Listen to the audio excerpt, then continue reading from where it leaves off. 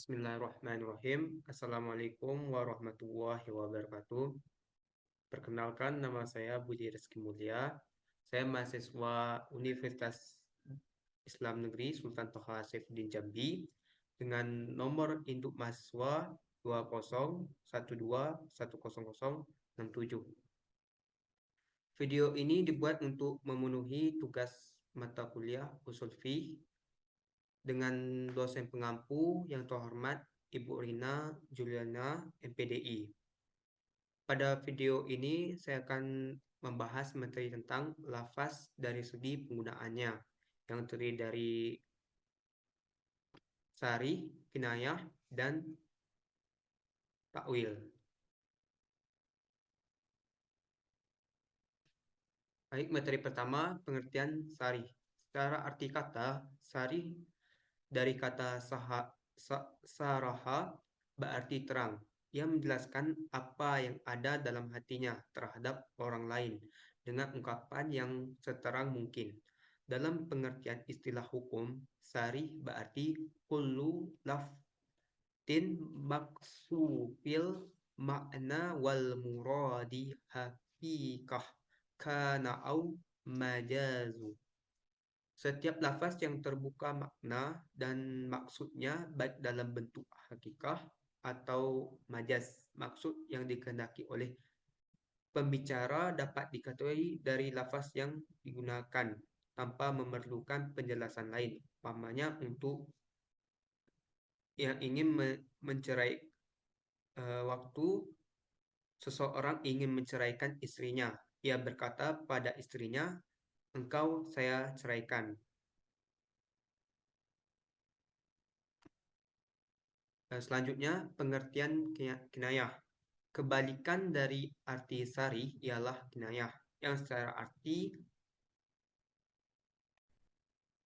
kata berarti mengatakan sesuatu yang menunjukkan arti lain.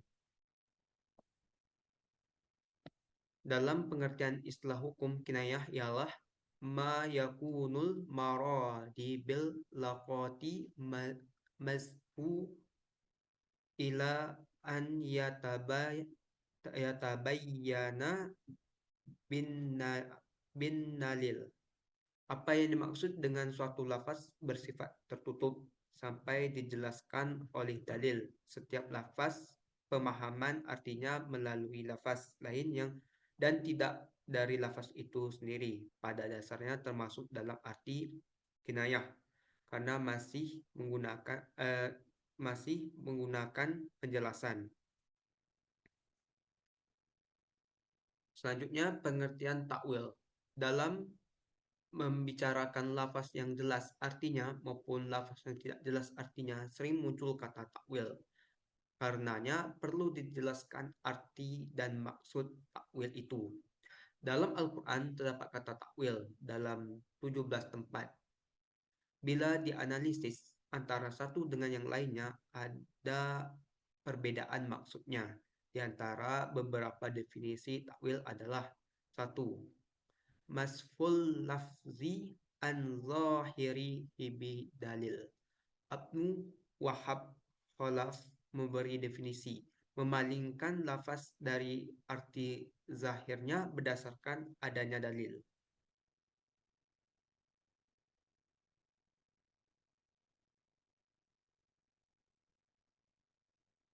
Definisi kedua menurut Ibnu Jauzi, takhlul kala mi'an maudu'ihi ila ma yahtaju fi isbatihi ila dalil laulahu ma turika zahirul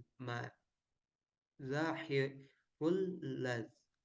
Mengalihkan ucapan dari maudunya kepada apa yang diperlukan untuk menetapkan kepada dalil, yang kalau tidak demikian maka zahir lafaz tidak akan ditinggalkan.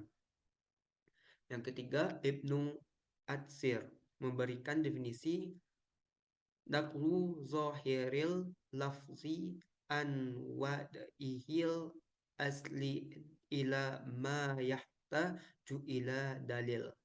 mengalihkan zahir lafaz dari pemakaian asalnya kepada suatu yang menggunakan oleh dalil.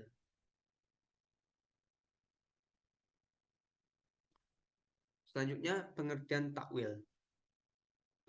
Definisi yang dirumuskan Abu Zahrah, ikhrajul lazi an zahiri maknahu ila maknun akhara yahtamilu. Mengeluarkan lafaz dari lahir, maka maknanya kepada makna lain yang ada kemungkinan untuk itu. Beberapa definisi di atas yang berbeda menurut lahirnya dapat dirangkum dalam suatu rumusan tentang definisi takwil, yaitu memalingkan lafaz dari arti yang lahir kepada arti lain yang mungkin dijangkau oleh dalil. Selanjutnya, syarat-syarat takwil. 1. Lafaz itu dapat menerima takwil seperti lafaz zahir dan lafaz nas, serta tidak berlaku untuk muhkam dan mufassar. 2. Lafaz itu mengandung kemungkinan untuk ditakwilkan karena lafaz tersebut memiliki jangkauan yang luas dan dapat diartikan untuk ditakwil, serta tidak asing dengan pengalihan kepada makna lain tersebut. 3. Ada hal-hal yang mendorong untuk takwil seperti 1. Bentuk lahir lafaz berlawanan dengan kaidah yang berlaku dan diketahui secara daruri atau berlawanan dengan dalil yang lebih tinggi dari dalil itu. Contohnya, suatu hadis menyalahi maksud hadis yang lain, sedangkan itu ada kemungkinan untuk ditakwilkan. Maka hadis itu ditakwilkan sejauh ditolak sama sekali. Yang kedua, nas itu menyalahi dalil lain yang lebih kuat dilalahnya. Contohnya, suatu lafaz dalam bentuk zahir diperuntukkan untuk suatu objek, tapi ada makna lain yang menyalahinya dalam bentuk nas. Yang ketiga, lafaz itu merupakan suatu nas yang untuk suatu objek, tapi menyalahi lafaz lain yang mufassar. Dalam semua bentuk ini berlakulah takwil. 4. Takwil itu harus mempunyai sandaran kepada dalil dan tidak bertentangan dengan dalil yang ada. Selanjutnya, bentuk-bentuk takwil. Pada prinsipnya, ulama sepakat mengatakan adanya penggunaan takwil, perbedaan terletak pada kadar penggunaannya dan penerimaannya. 1. Dari segi diterima atau tidaknya suatu takwil. Ada dua bentuk takwil, yaitu 1. Takwil makbul atau takwil yang diterima, yaitu takwil yang telah memenuhi persyaratan di atas. Takwil dalam bentuk ini diterima keberadaannya oleh ulama ushul. 2. Takwil ghair al-maqbul atau takwil yang ditolak, yaitu takwil yang hanya didasarkan kepada selera atau dorongan lain dan tidak terpenuhi syarat yang ditentukan. 2. Dari segi dekat atau jauhnya pengalihan makna lafaz yang ditakwil dari makna zahimnya. Takwil dibagi kepada dua bentuk. 1. Takwil garib, yaitu takwil yang tidak jauh beranjak dari arti zahirnya, sehingga dengan petunjuk yang sederhana dapat dipahami maksudnya. Takwil garib ini termasuk ke dalam bentuk takwil yang makbul seperti diuraikan di atas. 2. Takwil bad'id, yaitu pengalihan dari makna lahir suatu lafaz yang sebegitu jauhnya sehingga tidak dapat diketahui dengan dalil yang sederhana. Selanjutnya, macam-macam takwil. Takwil Al-Quran atau hadis Nabi yang diduga mengandung bentuk penyamaan sifat Tuhan dengan apa yang berlaku di kalangan manusia. Padahal kita mengetahui bahwa Allah itu tidak ada yang menyamainya. Umpamanya mentakwilkan tangan Allah dengan kekuasaan Allah seperti tersebut dalam surah Al-Fat ayat, ayat ke-60. Yadullahi fawqa aidihim. Tangan Allah berada di atas tangan mereka.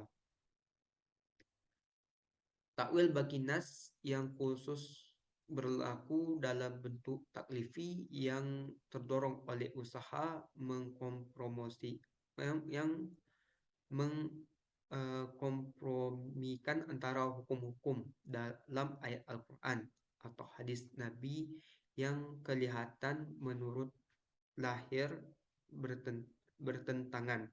Dengan cara takwil yang bertujuan mendekatkan ini, kedua dalil yang kelihatannya berbeda bertentang dapat diamalkan sekaligus dalam rangka mengamalkan prinsip mengamalkan dua dalil yang bertentangan lebih baik daripada membuang keduanya atau satu di antaranya. Mungkin demikian penyampaian materi dari saya. Sekiranya terdapat kekurangan, saya mohon maaf. Saya akhiri. Wassalamualaikum warahmatullahi wabarakatuh.